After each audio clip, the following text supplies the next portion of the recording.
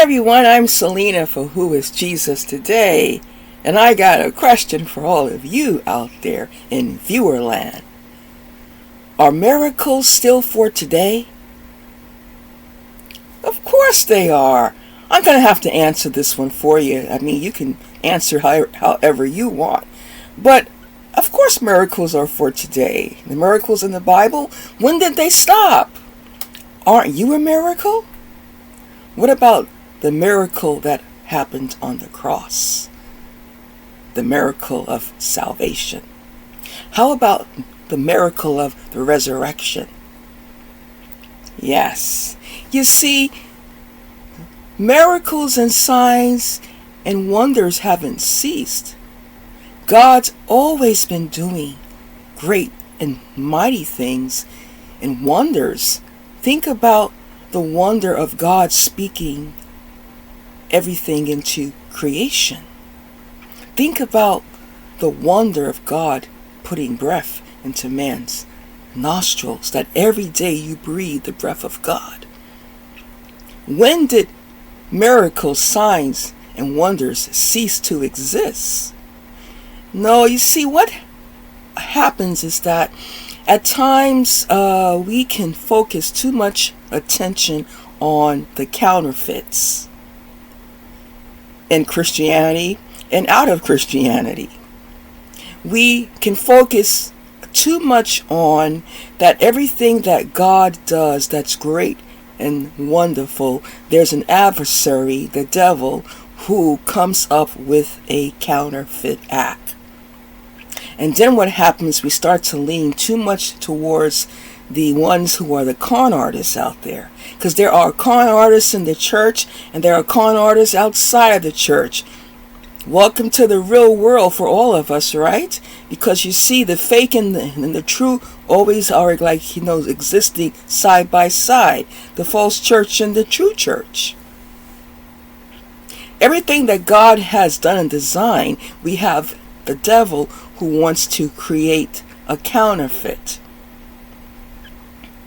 So if we let ourselves, we have to separate being aware and calling things out that are wrong and a heresy, than not allowing the heresy to become a modern way of thinking and rationalizing what it means to be a Christian today who believes in miracles and signs and wonders. Because there's signs and wonders that are all fabricated by the evil one in the world of the satanic, but there are signs and wonders from heaven, from God, and it's happening all the time. Transformation of your heart, the new birth. What's the new birth? When you come to this realization that you need to repent of your sin, that there is a holy God that requires us to come into holiness, but not to manufacture our own, because that won't be real.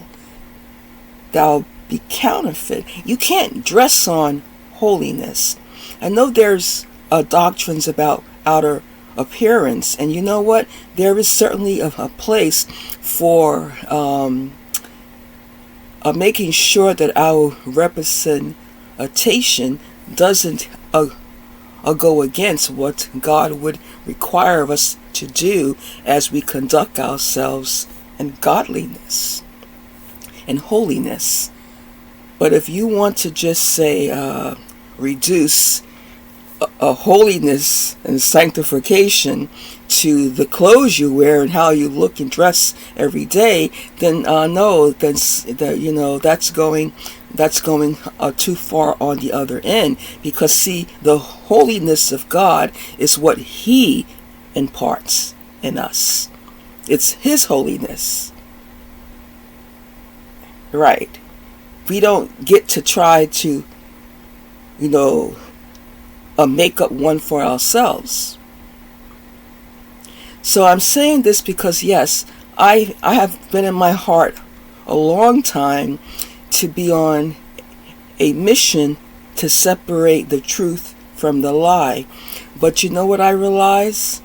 The more I live the truth myself, have a heart for the truth, all by the grace of God, emphasize what's true, then it makes it even more apparent what is not true.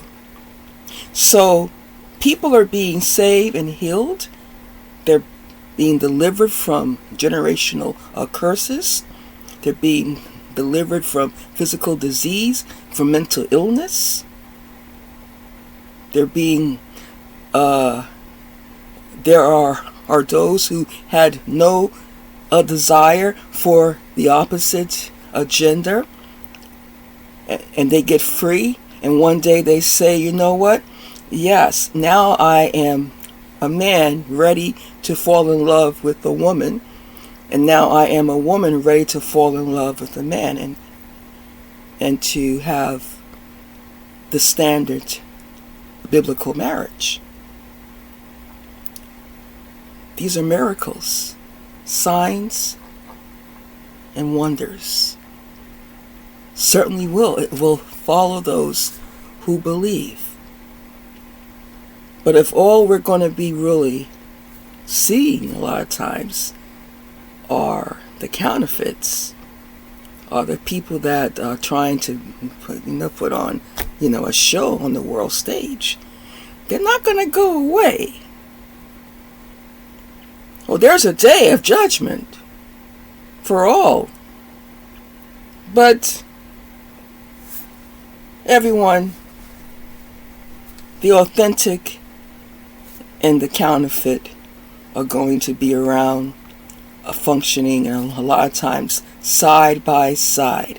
What we want to do is pull the focus, the desire, the emphasis away from the counterfeits and let it flow towards the truth.